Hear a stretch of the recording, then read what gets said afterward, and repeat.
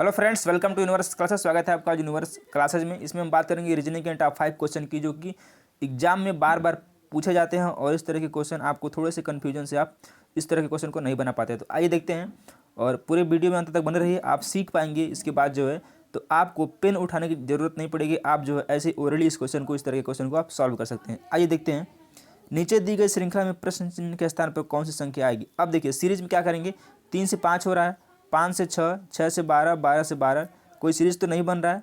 जब इस तरह से जब कोई सीरीज नहीं बनता है तो आपको क्या करना है, अब देखते हैं कैसे कैसे काउंट कर सकते हैं। अब हम एक छोड़ के काउंट करते हैं। 3 से 6 हो रहा है, 6 से 12 हो रहा है, और ये 12 से यहाँ 24 हो रहा है। ठीक है, और यहाँ से 24 से 48 हो सकता है, यदि कोई संख्या नहीं है तो 48, यहाँ पे 48 ही होगा, यहाँ पे हो जाएगा 48। अब आपको क्या करना है, एक एक छोड़ के किया है ना। अब देखेंगे ऊपर से क्या बन रहा है, दूसरे से तीसरे में, चौथे में क्या बन रहा है। तो 5 से क्या हो रहा है, 12 हो रहा है। कितना ऐड किया है, 7 ऐड किया है। और 12 से क्या होगा, 12 में 7 ऐड करेंगे तो हो जाएगा 19, 19 हो जाएगा। क्या 19 में 7 ऐड करने पे 26 आ रहा है? यदि आ रहा है तो हमारा पैटर्न सही है। तो 19 में 7 ऐड करेंगे तो आपके पास 26 होगा। ठीक है, यानी कि इस जगह पे 19 आप फिल कर देंगे तो आपका जो पैटर्न या फिर सीरीज बन जाएगा। इसमें ऑप्शन नंबर बी करेक्ट है। आइए अगला क्वेश्चन देखते हैं, उम्मीद करते हैं आप इसको समझ पाएंगे। दिए गए प्रश्न का वेन आरेख बताइए। बंदर, घोड़ा, बाघ। और वेन आरेख बनाने के लिए आपको उसका संबंध आना जरूरी है। जैसे मान लीजिए, यदि आप किसी आदमी का, जैसे मान लीजिए बोल देता है कि एक आदमी है, यानी कि एक आदमी है, वह टीचर है। आदमी, टीचर और प्रिंसिपल, यानी कि आदमी, टीचर और प्रधानाध्यापक का आपको बनाना है संबंध। तो आप क्या करेंगे, एक आदमी बना दिया आप, आदमी के अंदर प्रिंसिपल आ जाएगा और प्रिंसिपल के अंदर टीचर आ जाएगा। तो ये आपको इस तरह से बनाना है। लेकिन आप इसका ये वाला सही है, इसका वेन आप ऐसे नहीं बना सकते हैं, अलग अलग नहीं बना सकते हैं। तो आइए देखते हैं घोड़ा, बंदर, बाघ में क्या संबंध हो सकता है। मैं यहाँ पे पैटर्न बना रहा हूँ। एक तो ये हो जाएगा ये, और ये हो जाएगा ये, एक ये है और एक ये है। आपको बताना है इन सब घोड़ा, बाघ और बंदर में कौन सा वेन आरेख सही हो जाएगा। तो क्या घोड़ा, बाघ और बंदर एक साथ आ सकते हैं? कभी नहीं। तो ऑप्शन नंबर ये नहीं होगा। घोड़ा, बाघ, बंदर, मान लीजिए इसमें 2 एक साथ हैं, एक अलग है, तो ये भी नहीं होगा। इसमें तीनों एक साथ संबंध है, नहीं, बिल्कुल नहीं होगा, क्योंकि तीनों का संबंध एक साथ नहीं है। इसमें क्या करेंगे आप, घोड़ा अलग जानवर है, बंदर अलग जानवर है, और बाघ क्या है, अलग जानवर है। इस तरह से ये वाला जो होगा ऑप्शन नंबर बी वाला करेक्ट होगा, सही होगा। चलिए, उम्मीद करते हैं आप इसको समझ पाएंगे। अगला क्वेश्चन देखते हैं। ये काफ़ी अच्छा क्वेश्चन है, करंट क्वेश्चन इस तरह के पूछे जाते हैं। यदि 30 जनवरी 2013 गुरुवार रहा हो तो 2 मार्च 2013 को कौन सा दिन होगा, आपको बताना है। तो आपको पता है कि जनवरी 30 दिन निकल चुका है, इसमें बचेगा 1 दिन। ठीक है, अब फरवरी में क्या होता है, फरवरी यदि जो ईयर दिया हुआ है वो अगर 4 से कट जाता है, जैसे 2013 दिया हुआ है, तो ये 4 से नहीं कटेगा। तो 4 से नहीं कटने का मतलब है कि लीप ईयर नहीं, सामान्य वर्ष होगा। यहीं यदि 2020 होता, 2020 4 से कट जाएगा, 4 पचे 20, 4 पचे 20, तो ये 2020 की फरवरी लीप ईयर होगी। लेकिन 2013 की फरवरी क्या 28 दिन की होगी। यानी कि जो भी ईयर 4 से नहीं कटता है उसकी फरवरी जो है सामान्य से 28 दिन की होती है। तो यानी कि 2013 की जो फरवरी होगी वो होगी 28 दिन की। तो 28 दिन आपका फरवरी में चला गया। ठीक है, अब 2 मार्च को लेना है, तो 2 मार्च में 1 और 2 दिन बच गए, 2 दिन ले लिया आपने। कितना हो गया, 28 से 29, 2 31 हो गया। 31 को आपको 7 से डिवाइड करना है, क्योंकि आपको पता है सप्ताह में 7 दिन होते हैं, तो आपको 7 से डिवाइड करना है। तो 7 से आप जब डिवाइड करेंगे, यानी कि भाग करेंगे, 31 में 7 से आप भाग करेंगे तो 7 चौका 28 होता है, 3 बचेगा, और जो आपके पास शेष बचता है वही हमारा दिन होता है। तो तीसरा दिन क्या हो जाएगा, ये मान लीजिए रविवार, सोमवार, मंगलवार, कौन सा दिन होगा। पहले दिन को यदि आप रविवार मानेंगे तो कौन सा दिन हो जाएगा, तो आपके पास हो जाएगा मंगलवार। ऑप्शन नंबर ए करेक्ट है, रविवार, सोमवार और मंगलवार, यानी कि 3 दिन, तीसरा दिन क्या होगा आपका, मंगलवार होगा। चलिए आगे अगला क्वेश्चन देखते हैं। ये क्वेश्चन काफ़ी मज़ेदार है और आप इस क्वेश्चन को बिना पेन चलाए इस क्वेश्चन को आप बना सकते हैं। लेकिन पहले मैं बता देता हूँ, उसके बाद आप जो है इसको ट्राई करिएगा, आप इसको सॉल्व कर पाएंगे। एक बंदर 3 मीटर चलता है, ठीक है, मान लीजिए ये बंदर है, ठीक, ये 3 मीटर चलता है, फिर 4 मीटर ऊंची पेड़ पर चढ़ता है। ये 3 मीटर चला, फिर 4 मीटर ऊंची पेड़ पर चढ़ गया। अब ये बंदर यहाँ पे आ गया, ठीक है। अपने मूल स्थान से वह कितनी दूरी पर है, इसको आप कैसे लगाएंगे? कुछ लोग क्या करेंगे, 3 और 7 को ऐड कर देंगे, 7 मीटर। ये बिल्कुल गलत है। आइए देखते हैं इसको आपको कैसे सॉल्व करना है। इसको आप पाइथागोरस थ्योरम से आप इसको सॉल्व कर सकते हैं। बंदर क्या 3 मीटर चला, अब ये नहीं पता किस दिशा में चला, आप किसी दिशा में इसको चला सकते हैं, इधर से इधर या फिर इधर से इधर चला सकते हैं, ठीक है। मैंने इधर से इधर चलाया है, ये वाला 3 मीटर वह चला बंदर, ठीक। उसके बाद 4 मीटर ऊंची पेड़ पर वह चढ़ गया, ठीक है। ये मान लीजिए ऊंचा 4 मीटर पेड़ है और बंदर यहाँ पे आ गया, ये 4 मीटर है। अब उसको पूछ रहा है कि वह अपने मूल स्थान से यहाँ तक की दूरी पूछ रहा है, ठीक है। तो आपको पता है ये होता है आधार, बेस होता है, जिसको हम लोग बेस बोलते हैं। ये होता है परपेंडिकुलर यानी कि लंब होता है, इसको पी बोलते हैं। आपको हाइपोटेनियस यानी कि कर्ण निकालना है, ये आपको निकालना है। तो आप क्या करेंगे, कर्ण के लिए आपको पता है कर्ण का वर्ग बराबर लंब का वर्ग प्लस आधार का वर्ग होता है, इतना आपको पता है। कर्ण निकालने के लिए क्या करेंगे, √4 का वर्ग प्लस 3 का वर्ग, 4 चौके 16 होता है और 3 त्रिका 9 होता है। अंडर रूट में है 16 और 9 होता है 25, जो कि अंडर रूट में है, और 25 का जो वर्गमूल आप निकालेंगे तो होता है 5, यानी कि वह बंदर अपने मूल स्थान से 5 मीटर की दूरी पर है। Option number A correct. एक निश्चित कोड भाषा में इनकम को HPENOG लिखा जाता है, तो सेविंग को उसी कोड भाषा में क्या लिखा जाएगा? आइए देखते हैं। इनकम, पहले आप इनकम लिखें, INCOME। आप देखते रहें, आप के लिए रीजनिंग बाएं हाथ से खेल हो जाएगा और आप रीजनिंग को देखते ही देखते बना डालेंगे सारे क्वेश्चन को। तो चलिए, इनकम को क्या लिखा जा रहा है, HPENOG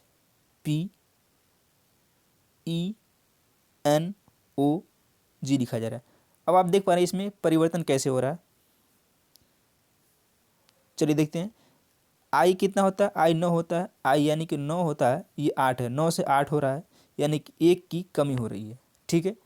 दूसरा, ये एन कितना होता है, एन की प्लस वैल्यू 14 होती है और ये इसकी 16 होती है, तो 14 से 16 हो रहा है, यानी कि +2 हो रहा है, ठीक है। सी की प्लेस वैल्यू 3 होती है, यानी कि सी का स्थानीय मान या फिर प्लेस वैल्यू 3 होता है और ये 3 से ई का मान 5 होता है, ये 5 हो रहा है, यानी कि इसमें भी +2 हो रहा है, यानी कि पहले में -1, फिर दूसरे में +2, फिर तीसरे में +2। चौथे में क्या हो रहा है, एन की ओ की प्लेस वैल्यू होती है 15, यानी कि ओ 15वें स्थान पर स्टैंड करता है, और एन की होती है 14, यानी कि इसमें 15 से 14 हो रहा है, यानी कि -1 हो रहा है, ठीक है। एम की होती है 13, तो ये 13 से 15 हो रहा है, यानी कि ओ का 15, ये हो रहा है एम का ओ, ऐसी सॉरी 13 से 15 यानी कि +2 हो रहा है, ठीक है। और ये ई की वैल्यू है 5 और जी की वैल्यू 7, यानी कि 5 से 7 हो रहा है, यानी कि +2 हो रहा है। तो आप एक बार नोटिस कर रहे होंगे, पहले -1 हो रहा है, पहले -1 हो रहा है, फिर प्लस का 2 हो रहा है, फिर प्लस का 2 हो रहा है, यानी कि पहली संख्या में -1, दूसरे में +2, फिर तीसरे में +2, फिर ये चौथे में क्या हो रहा है, -1 हो रहा है, ठीक है, फिर 5 में +2, फिर छठे में +2 हो रहा है, ठीक है। तो इसमें आप क्या हो रहा है, -1 +2 +2, -1 +2 +2, ये हो रहा है। तो अगली संख्या में हम यही अप्लाई करेंगे, यानी कि सेविंग में। तो आइए देखते हैं सेविंग को क्या लिखा जा सकता है। ये रहा सेविंग, SAVING, सेविंग रहा। तो पहले में क्या हो रहा था, -1 हो रहा था, तो पहले आप -1 करेंगे। तो एस जो होता है 19वें स्थान पर इसकी प्लेस वैल्यू 19 है, ठीक है, इसकी प्लेस वैल्यू 19 है। तो अब क्या करेंगे आप, -1 करेंगे तो 18, यानी कि आर हो जाएगा यहाँ पर, ठीक है। आर की प्लेस वैल्यू 18 होती है। पहले में -1, इसके पहले वाली इस इनकम में हुआ था। अब ए, यानी कि इसमें +2 करेंगे आप, ए की वैल्यू 1 होती है, इसमें 2 जोड़ेंगे तो 3 हो जाएगा, यानी कि सी हो जाएगा, ठीक है। सी की प्लेस वैल्यू 3 होती है। अब वी, यानी कि फिर +2 करेंगे आप, तो वी की जो प्लेस वैल्यू होती है वो 22 होती है। तो जब आप 22 में 2 जोड़ेंगे 24, यानी कि एक्स हो जाएगा, और एक्स की प्लेस वैल्यू होती है 24, ठीक है। अब आ गया, पहले हो रहा था एक बार माइनस, फिर 2 बार प्लस, 2 अब इसमें माइनस करने के समय, यानी कि आप आई की प्लेस वैल्यू कितनी होती है, 9 होती है, यानी कि आई की प्लेस वैल्यू 9 होती है, 9 में से जब आप 1 माइनस करेंगे तो आपके पास आएगा 8 यानी कि एच। ठीक है, फिर में +2 करेंगे एन में, एन की प्लेस वैल्यू 14, 14 में 2 ऐड करेंगे 16 यानी कि पी हो जाएगा, पी की प्लेस वैल्यू 16 होती है। फिर जी में +2 करेंगे, जी की प्लेस वैल्यू 7 होती है, 7 में आप दो दो जोड़ेंगे तो 9 हो जाएगा यानी कि आई हो जाएगा। तो ये रहा आपका जो ये पूरा रहा, क्या बन रहा है RCXHPI, RCXHPI ये बन रहा है। देखते हैं किस ऑप्शन में, ऑप्शन नंबर सी में दिख रहा है RCXHPI, option number C correct है। यदि आपको ए से लेकर जेड तक प्लेस वैल्यू याद नहीं है तो आप कमेंट करेंगे, हम उसकी एक ट्रिक बताएंगे जिससे आप मात्र 4 से 5 शब्द ऐसे याद करके आप पूरा प्लेस वैल्यू याद कर सकते हैं। चलिए, आई होप आप इस क्वेश्चन को समझ पाएंगे। आइए बढ़ते हैं अगले क्वेश्चन की तरफ। तो अगला क्वेश्चन है, नीचे दी गई आकृतियों में से कौन सी आकृति दिन, माह तथा वर्ष के संबंधों को प्रदर्शित करती है। इसमें चित्र बनाने के मैं चित्र बना दे रहा हूँ। तो ये पहला रहा, देखिए आप यहाँ पे ये रहा, ठीक है, कलर मैं चेंज कर ले रहा हूँ ज़रा, ठीक है। ये दूसरा रहा ये, और तीसरा इधर रहा,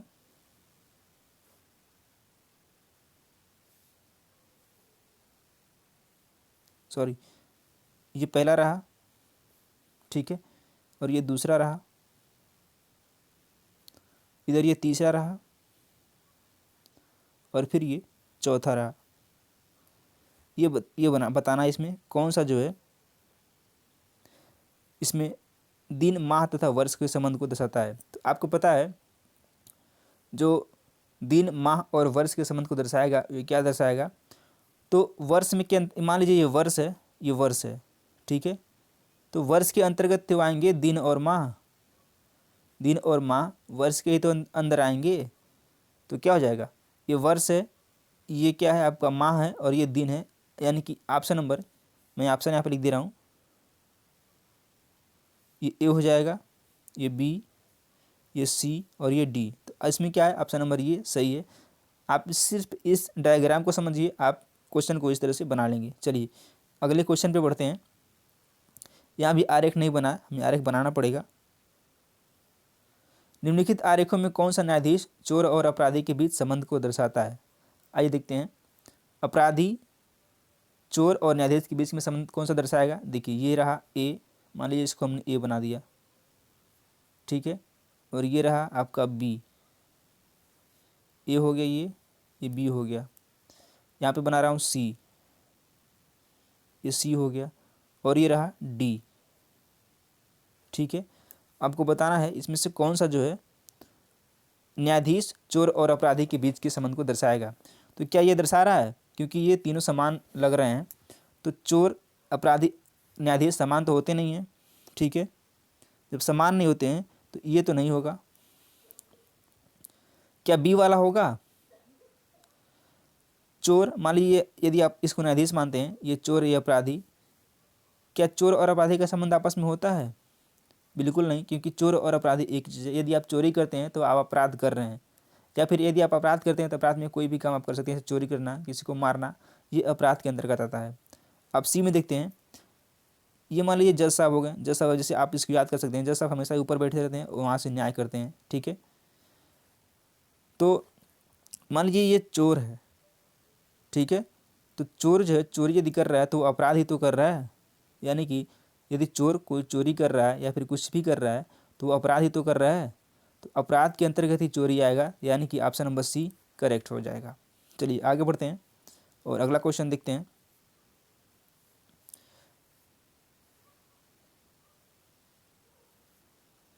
प्रश्न चिन्ह के स्थान पर कौन सी संख्या आएगी। आइए देखते हैं, इस पर सबसे पहले डायग्राम बनाते हैं इसका हम। ये देखिए ये रहा, यहाँ पे 6 लिखा है, 7, 4 और यहाँ पे 5, और बीच में रहेगा 22, ठीक है।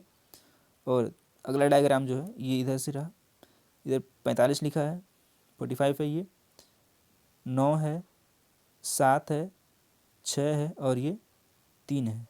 एक डायग्राम और है जो इधर से मैं यहाँ पर बना रहा हूँ, ये रहा, या क्वेश्चन मार्क है, 8 है, 8 है और यहाँ पे ये 6 है और इस तरफ जो है 4 है।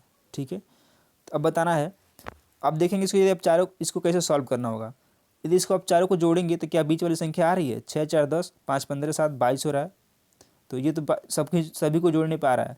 यदि यही पैटर्न दूसरे में फॉलो कर रहा है तो तीसरे में भी यही पैटर्न फॉलो करेगा। यदि दूसरे में फॉलो नहीं करता है तो ये दूसरा पैटर्न होगा। 9 6 और 9 15, 15 9 सॉरी 6 और 9 15, 3 18 और 7 25, ये यहाँ 25 हो रहा है जो कि यहाँ 45 है, तो ये पैटर्न फॉलो नहीं करेगा। ठीक है, तो आइए देखते हैं दूसरा पैटर्न। यदि आप इस 6 को और इस 7 को आपस में मल्टीप्लाई करेंगे तो हो जाएगा 42, माइनस करेंगे 4 और 5 को गुणा करेंगे तो 20 हो जाएगा। तो यदि आप 42 में से 20 माइनस करेंगे तो आपके पास 22 आ जाएगा, और ये 22 यहाँ पर दिया हुआ है। तो इस तरह से इन दोनों का, इसका और इसका गुणा, फिर इसका गुणा करके आपस में माइनस करेंगे तो आपके पास 42 आ रहा है। तो क्या अगले में ये पैटर्न फॉलो कर रहा है, ये देखते हैं। देखिए 7 और 9 को गुणा करेंगे तो 7 9 63 होता है। ठीक है, और 6 और 3 से करेंगे 6 3 18 होता है, माइनस करिए। तो यदि आप 63 में से 18 निकालेंगे तो आपके पास आ जाएगा 45। तो ये पैटर्न बिल्कुल फॉलो कर रहा है। तो आइए देखते हैं अगले में क्या होगा। 8 और 8 को गुणा करेंगे तो हो जाएगा 64, और 64 में से 3 4 और 6, 4 6 के 24, 64 में से 24 निकालेंगे कितना आएगा, 40 आएगा, और यहाँ पे 40 हो जाएगा। किस ऑप्शन में 40 दिया हुआ है, आप ऑप्शन नंबर सी में 40 दिया गया है। इस तरह से यहाँ पे 40 होगा। एक बार फिर से मैं ब्रीफली समझा दे रहा हूँ आपको इसमें क्या किया गया है। इसका और इसका गुणा जितना आएगा उसमें से इन दोनों के गुणा करके माइनस किया गया है। उसी तरह से इसका गुणा करके इन दोनों के गुणा में से माइनस किया गया है। इस तरह से 8 8 64, 64 में से 4 6 के 24 निकालेंगे तो आपके पास आ जाएगा 40, ऑप्शन नंबर सी।